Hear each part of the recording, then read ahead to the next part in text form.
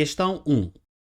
Sejam Z, W pertencentes ao conjunto dos números complexos C, tais que Z menos W é igual a menos 2 que multiplica pela raiz quadrada de 3 e W é diferente de zero. Se Z tem módulo 2 que multiplica pela raiz quadrada de 3 e W tem argumento π sexto, então a parte real de Z é igual a linha A, menos 2 que multiplica pela raiz quadrada de 3, a linha B, menos a raiz quadrada de 3, a linha C, 0, a linha D, raiz quadrada de 3 e a linha E, 2 que multiplica pela raiz quadrada de 3. Portanto, estamos perante um exercício sobre números complexos. Para solucioná-lo, vamos começar por recordar duas representações dos números complexos. A primeira fórmula retrata a representação algébrica de um número complexo e a segunda, a representação trigonométrica deste mesmo número complexo. Z é igual a mais BI, Z é igual a R, módulo deste número complexo, que multiplica pelo cosseno do argumento alfa mais I seno deste argumento alfa. Então, isto que vamos fazer, uma vez que aqui eu tenho duas equações, ok? Aqui eu tenho duas considerações, então vou considerar como um sistema de duas equações, onde a primeira é dada por Z menos W igual a menos 2 que multiplica pela raiz quadrada de 3, e a segunda diz que W tem que ser diferente de zero. É apenas uma consideração, tá? Mas nós devemos excluir os valores que tornam W zero. Módulo do primeiro número complexo, vou chamar de R1, igual a 2 que multiplica pela raiz quadrada de 3, e o argumento do segundo número complexo, W, é igual a π sexto. Em diante, vou escrever esses dois números complexos na forma trigonométrica. Então, Z é igual a R1, tudo isso que multiplica pelo cosseno de alfa, mais I seno de alfa. R1 é igual a 2 que multiplica pela raiz quadrada de 3, então vou substituir. Daí que o número complexo Z, na forma trigonométrica, é dado por Z igual a 2 que multiplica pela raiz quadrada de 3. Tudo isso que multiplica pelo cosseno de alfa mais I seno de alfa. Em diante, faço a mesma coisa para o número complexo W. Então, W é igual ao módulo R2. Tudo isso que multiplica pelo cosseno de beta mais I seno de beta. Não temos R2, mas nós temos o argumento π sexto. Então, substituo. Obtenho que o número complexo W, na forma trigonométrica, é igual a R2. Tudo isso que multiplica pelo cosseno de π sexto mais I seno de π sexto. Ok, como é que eu vou determinar a parte real do número complexo Z? Primeiro eu preciso determinar o módulo do número complexo W, uma vez que eu já tenho o argumento do número complexo W, então vou substituir a representação do número complexo W na forma trigonométrica e a representação do número complexo Z na forma trigonométrica na expressão inicial, aqui nessa expressão. Isto vai me permitir encontrar o módulo do número complexo W, neste caso R2, depois substituir numa das equações para encontrar o argumento do número complexo Z. E encontrado o argumento do número complexo Z, já terei como determinar a parte real de Z. Então, isto é que eu faço em diante. Vou resolver esta equação complexa. Então, vou substituir inicialmente essas duas expressões. Então, digo que Z é igual a 2, que multiplica pela raiz quadrada de 3, tudo isso que multiplica pelo cosseno de alfa mais I seno de alfa, menos W, né? W é essa expressão, nesse caso R2, tudo isso que multiplica pelo cosseno de π sexto mais I seno de π sexto, isto é igual a menos 2 que multiplica pela raiz quadrada de 3. Em diante, aplico a distributiva, não é? Essa expressão com esta, essa expressão com esta e assim sucessivamente. Depois vou associar a parte real com a parte real e a parte imaginária com a parte imaginária. Sempre que nós tivermos a resolver uma equação complexa, nós devemos igualar a parte real com a parte real e a parte imaginária com a parte imaginária. Por isso é que teremos sempre uma transformação da expressão dada nesse contexto ou obtida num sistema de duas equações, onde a primeira vai ser representada pela parte real e a segunda pela parte imaginária. Então, isso que eu vou fazer, vou agrupar as partes. Essa expressão vezes essa vai dar esta, 2 raiz quadrada de 3 cosseno de alfa. Essa expressão vezes essa cosseno de π sexto é igual a cosseno de 30 graus, e cosseno de 30 graus é igual a raiz quadrada de 3 sobre 2.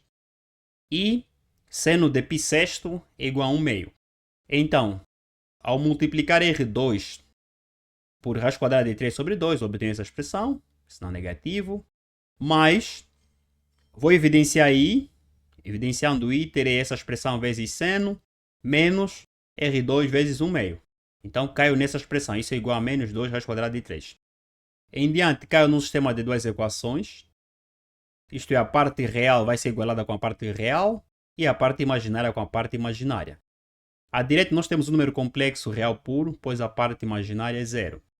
Depois, esta raiz quadrada de 3 podemos cortar, né? Posso evidenciar, depois passar a dividir no membro direito, isso vai dar 1, então posso cortar. E, por conseguinte, multiplico a primeira equação por menos 2 e a segunda por 2. E obtenho a seguinte expressão.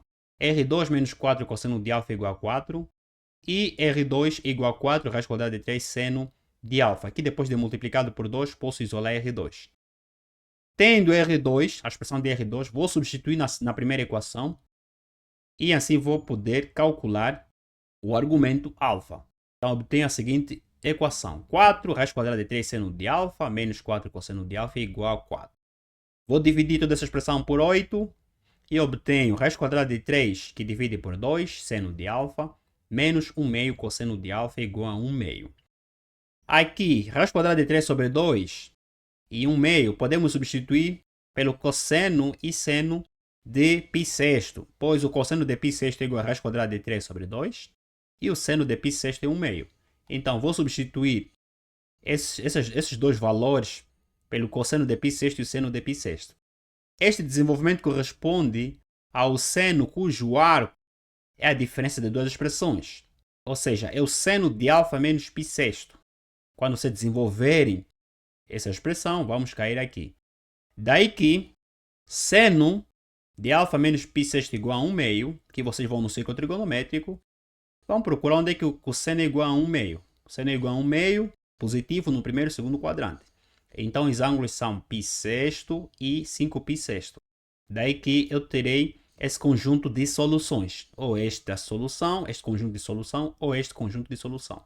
Então, seno de alfa menos π sexto é igual a seno de π sexto. Ou seno de alfa menos π sexto é igual a seno de 5π sexto. Quer dizer, um dos conjuntos. Então, quando é que isso é verdade? Essa igualdade é verdadeira se somente se os argumentos, os arcos, forem iguais. Então, vou considerar apenas os arcos, vou igualar os arcos sem o número de volta, porque eu preciso apenas calcular os arcos que satisfazem esse sistema de duas equações. Então, tenho alfa menos π sexto igual a π sexto e alfa menos π sexto igual a 5π sexto.